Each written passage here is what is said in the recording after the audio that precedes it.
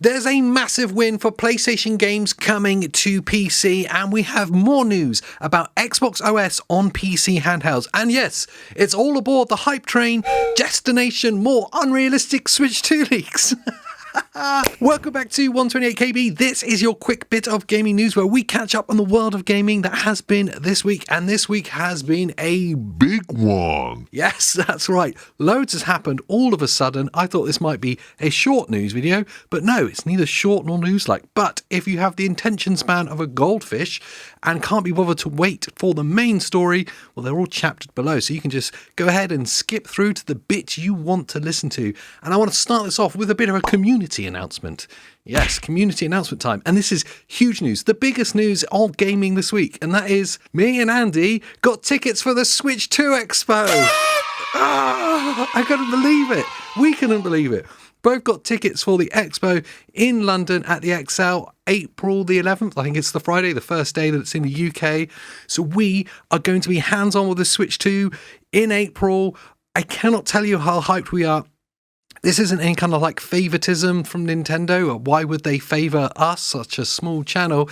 We joined the public draw like everyone else, but we are a family because we share a Switch, a Nintendo family account. So me and Andy are actually related now, according to Nintendo. And they gave us tickets. So hyped. Obviously, we're going to cover as much as we can from the event, as much as we're allowed to. We're hoping that we'll be able to film inside. I don't know if that's going to be a possibility, or take photos, or film just outside. But either way, we're going to cover as much as we can before, during, and after the event. So I want to know what your questions are about the Switch 2. If you've got any that we can answer from being actually hands-on at that April event, then do let us know down in the comments below, because we want to cover as much as we can of it for you. And we are hyped. We couldn't be happier about this. And talking of hype, let's jump into the first story of the week. And that is Final Fantasy VII Rebirth on PC is just unbelievably amazing.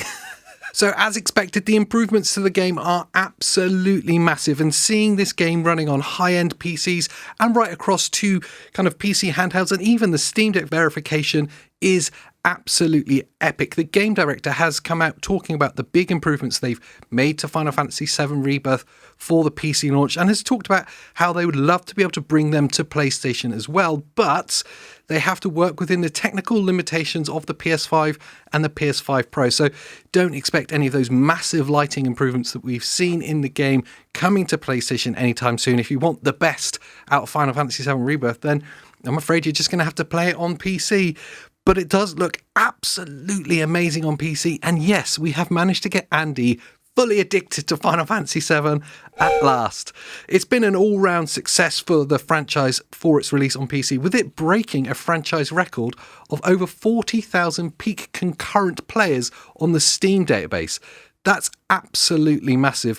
And so this technical and sales success of Rebirth has seen, well, a lot of news coming out from Square Enix about it and about the future of this franchise and of the Final Fantasy franchise at large. The game director, I'm going to get his name right, Naoki Hamaguchi, yeah, I'm Japanese, did confirm that the next installment of the game is going to be available on a wide variety of platforms.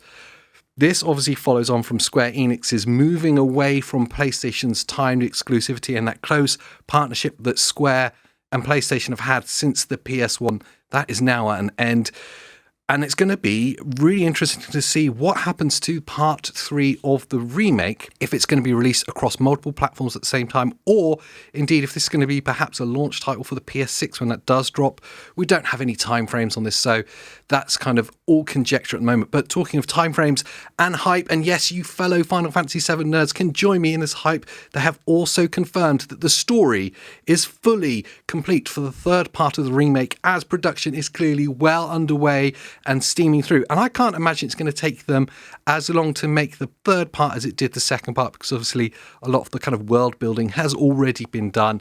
But hype nonetheless, and I'm there for it. And moving along to another epic game, and that is No Man's Sky. We've seen yet another absolutely massive update dropping today for No Man's Sky. This is Worlds Part 2, and it might be the biggest update to that game ever. It's finally here. It's been talked about for quite a while, but as the game developers themselves have said, this might be the biggest update they've ever done. And it is absolutely massive. It's so massive that I'm going to read a list of the things they've updated and included and expanded in this ever-expanding massive game in quickly as I can in a list fashion. Ready? Breathe in. Are you ready for this? We have gas giants, new terrain, lighting overhaul, inventory sorting, new solar systems, deep oceans, new biomes, weather hazards, starship archiving, abandoned mode, deep sea creatures, dynamic water, improved cooking, evolving storing, and the Titan expedition. I did that in one take. Basically, it's an absolutely gigantic game to a gigantic game that already exists, and an update to that gigantic game, and on top of the gigantic update that we saw with the World's Part 1 update last year. Whew, it's epic to see a game that's come from such humble beginnings continue to expand and evolve and stay relevant in such an amazing way. And that the developers are so keen on supporting and updating and evolving this game even more. It's great to see, and it really should be an example for other game developers out there for awesome games like this to continue to evolve and be updated. Okay, this one is for gamers of a certain vintage to be excited for, or those that have slept under a rock for the past 20 years, and that is Dino Crisis is back. Well, kind of. It's just been re-released for PC by those beautiful people at GOG. Dino Crisis and Dino Crisis 2 is now available on PC, so you survival horror fans can rejoice. This, well, is exciting for old gamers like me, but also for those of you that haven't played Dino Crisis at all yet, I've not even heard of it. This is an epic game to try. You've got to jump into this. It still holds up today. Of course, the graphics aren't as great as something that's released right now, but for a 20-year-old game, these survival horror games absolutely hold up. And it's great to see GOG doing what they do best and making sure that these awesome games are preserved for all of us to play well into the future. The bundle of Dino Crisis and Dino Crisis 2 comes in at $14.99, or if you're a real cheapskate, you can buy each game individually at $8.99. Perhaps you just want to play Dino Crisis 1 and you don't care for 2. I don't know why you would, because they're both amazing. It's worth mentioning that the game is only available in English and Japanese translations. But if you're watching this video, I can hazard a guess that that won't matter to you one bit, unless you're watching it subtitled, in which case, the hello, or, konnichiwa. What am I doing? And the epic game updates and news doesn't stop there, because we have some more news and updates about Doom. Yes, Doom, The Dark Ages, the game that I'm probably most hyped about coming out this year right now anyway. And, I get excited about a lot of things really easily, but, I'm excited by this. We have news on the PC specs and requirements for Doom The Dark Ages, and also news on multiplayer modes for this game. Of course, we saw the deep dive on this game in the Xbox Developer Direct with id Software, going into a huge amount of detail in this kind of 10-minute presentation where we saw extended gameplay and kind of a real deep dive as to what we should expect from Doom The Dark Ages. And it was filled with absolutely mountains of heavy metal medieval mayhem. And it was absolutely everything that this game promised to be so far. I just hope that it holds up to that promise when we actually get hands-on with it in May. But it's Game Pass Day 1 for all of you Game Pass subscribers. So it's really very little to lose out on just trying it. But we do have confirmation, firstly, on the multiplayer modes for this game, and that they won't actually exist. There will be no multiplayer modes for Doom The Dark Ages, because the developers have decided to focus purely on making the campaign and the story a properly amazing experience as much as possible. So all of the development resources have been spent on making the single player version as good as it can be. And I wish more shooters would do this. More action games need to do this. Focus purely on the campaign and making it as great as can be, because firstly, we don't need any more half-baked arena shooters, do we, Concord? And also, we want these amazing games to have great stories and not this kind of half-baked, vanilla, thinly spread piece of rubbish that we get with Call of Duty every year. Doom is an awesome franchise of single-player mayhem, and that's where we absolutely want it to be. So it's great to see them focusing so heavily on that. There's no word about any potential co-op modes, though, in with this multiplayer. They were kind of aiming it purely at being kind of a player v player kind of multiplayer that won't exist. But no word on co-op modes. It would be absolutely epic to see a kind of 2 or 3 player co-op for the campaign here, because I can imagine that just being a massive amount of fun. I'm kind of selfish. It's just what I want to see. But no word on that, whether it will be there or not, we have to wait and see. But we do have, of course, the PC specs and requirements for Doom: The Dark Ages. And we have the game minimums looking for an RTX 2060 with 16 gig of system RAM. Recommended settings are an RTX 3080 with 32 gig of system memory. And for ultra 4K face melting mayhem, we're looking at a 16 gig RTX 4080. Wow, okay. It's actually not as crazy as I thought it might be. It's great to see that the game is pushing what is really the bleeding edge of what's available right now before the 50 series cards actually hit the market. But it's not that crazy when you look at the minimum and the kind of recommended settings. That sits into what most people will be using in their rigs now. And it also does mean that we can see this potentially on PC handhelds like the ROG Ally X, which I find deeply exciting as an Ally X owner, obviously, and Andy also on the channel. It's something we deep dive into so much is the PC handhelds and handheld gaming in general. So seeing Doom handheld again, that's going to be really exciting. And talking of being hyped for games, PlayStation and Sony have announced something absolutely mind-blowing amazing for PC players.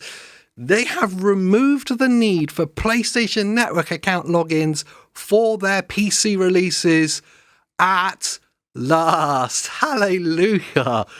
Wow. The devious thing about this announcement is they kind of wrapped it up into more of an announcement of why players should log in and bribing them with special in-game cosmetics for the games for you to have on your PC versions. But let's focus on the most important bit, and that is that they are now removing the need for you to absolutely have to log into a PlayStation Network account to play their games on PC. So obviously it's a long time coming, but in their official announcements, they started saying that from tomorrow, so today for you future time travelers, I don't know how that works. Anyway, a PlayStation account will be optional for Spider-Man 2, Last of Us 2 Remastered, Horizon Zero Dawn Remastered, and God of War Ragnarok.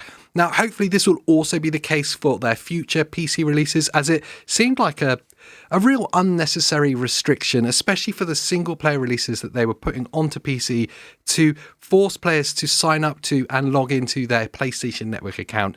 So hopefully it's the case for all the future releases as well. That is, unless we see Sony actually developing their own PC launcher, which of course there was a lot of rumours about last year, so that might still be the case. But for now, at least, those 4 titles with, of course, Spider-Man 2 coming tomorrow, we won't any longer need a PlayStation Network account. Sony also announced that if those players that do optionally want to sign in, there will be in-game incentives to do so. Let's just call it bribes. Yes, you'll have certain cosmetics and in-game perks if you do decide to use a PlayStation Network account. So for those of you that do already have one, it's kind of like a no-brainer. You might as well sign in because you get this added stuff. But I think for most PC players, Sony can keep this cosmetic junk and they can be free not to use a PlayStation Network account. The bigger part of this as well is that it might also see these games being available in other territories, because we saw the problems with things like Helldivers 2, where the game wasn't available in certain territories because you can't log into a PlayStation Network account from certain countries. So hopefully it means that these PlayStation PC games will now be available in wider territories too, because we no longer have to deal with the PlayStation Network. Yes. Okay, we're moving it along to the world of Xbox, and there's been some absolutely seismic, gigantic news here. So sit down, breathe in, because this is going to be a big one. We had a huge interview with Phil Spencer, of course, from Xbox, about the future of the Xbox platform. And there's some big confirmations in there, really kind of like doubling down on the future of Xbox being more than just a console and actually a gaming platform where people can access Microsoft and Xbox games on any platform that they choose. I guess it makes sense to couple this story with, firstly, the industry analysis saying that Microsoft games in December sold $465 million of games in that month alone, which makes them probably the biggest publisher in the entire world. Of course, we had Indiana Jones releasing in that month and the normal spike in sales that we'll see with Call of Duty happening around Christmas time. But truly, Microsoft and Xbox games are the biggest publisher out there right now. So it does make sense to kind of have that in your mind with this thinking as well. And also it comes off the back of the stories we're getting about the Switch 2 and what Microsoft games we're going to see on there, with what we reported on last week, that we have games like Starfield, Halo Master Chief Collection, and Microsoft Flight Simulator even potentially coming to the Switch 2 next year. Now, with this, Phil Spencer was keen to stress that hardware is still really important to Xbox and that they think that it is the best way to experience Xbox games, but that they want to remove the barriers to people accessing their games and to play them wherever they want, which is a lovely idea, but it's obviously a business-driven one, considering hardware sales for them are so low, but software sales, now they're such a big publisher, is so high. They need to get as many people accessing these games as possible. Phil Spencer said that we love our platform and hardware, but we're not going to put walls up to where people can engage with the great games our studios are building. Our games will show up in more places. I want everyone to be able to play on Xbox, but we're putting the game first.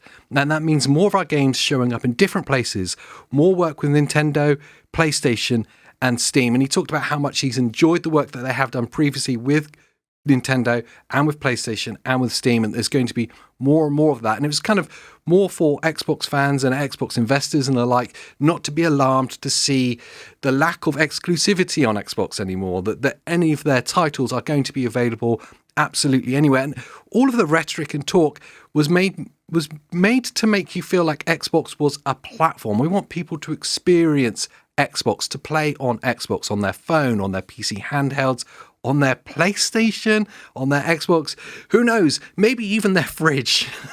But it's not new news, is it? It's clear that this has been the direction since the end of last year, and maybe even from before with the takeover of Activision and Blizzard, that this will be the direction of Microsoft. Now, PlayStation fans and the like will point at that and say it's a massive L for Xbox and for Microsoft in general. But it's probably the only thing they can do. It's the smartest play right now. They're not going to dethrone Nintendo as like the hardware sales. And PlayStation feels absolutely nailed on as being the kind of more advanced console of choice for gamers. So really, they can still make the Xbox and still make a great experience there with their backwards compatibility and their great hardware. But to get their games out there, they have to go multi-platform, and possibly even from day one. I think Game Pass is their secret weapon with this, but whether that's got legs financially long term, we're going to wait and see.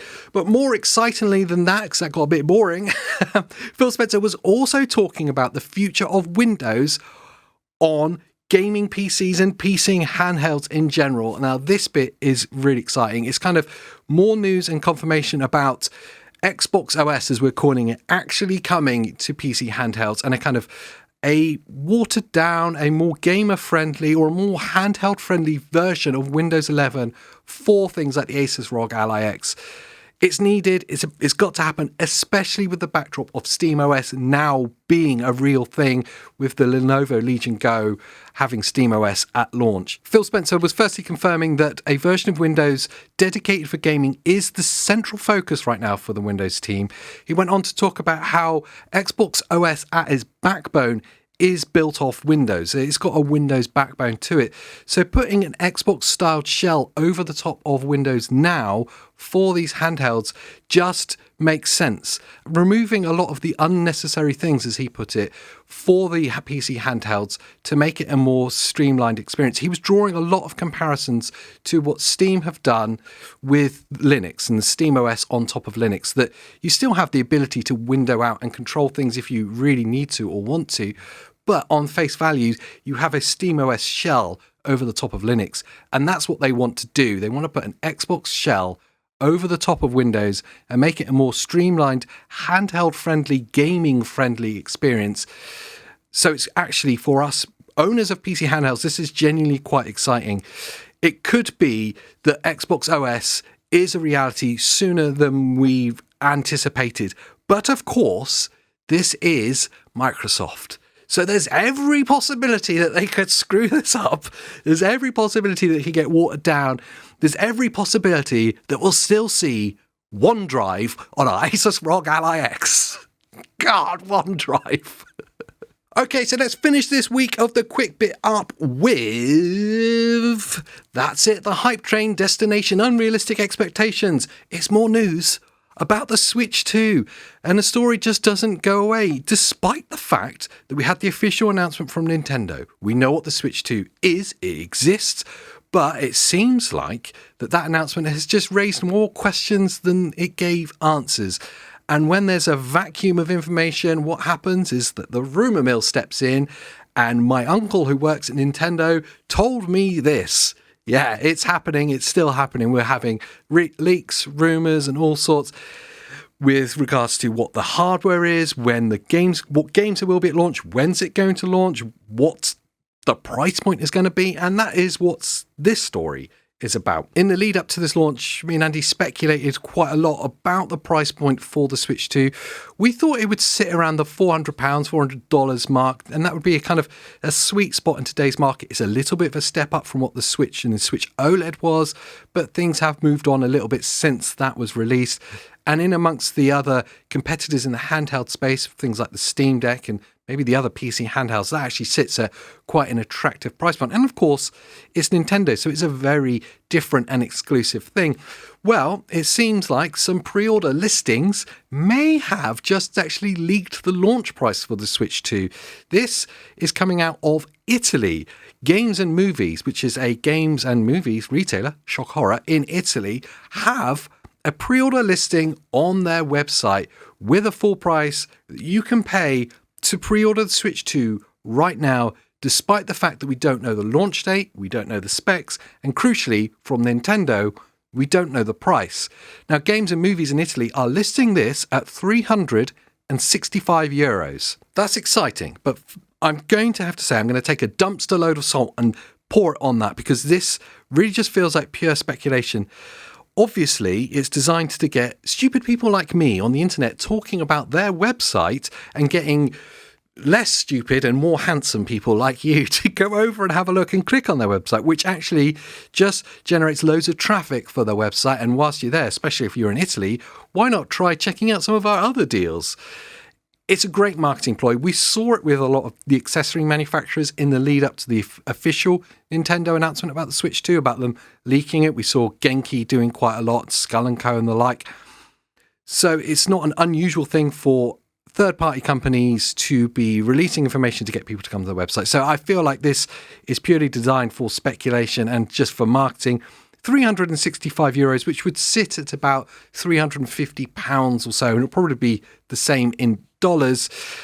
Well, that's an attractive price point if that is real. $350, which sits around what would the Switch OLED be if it was launched today.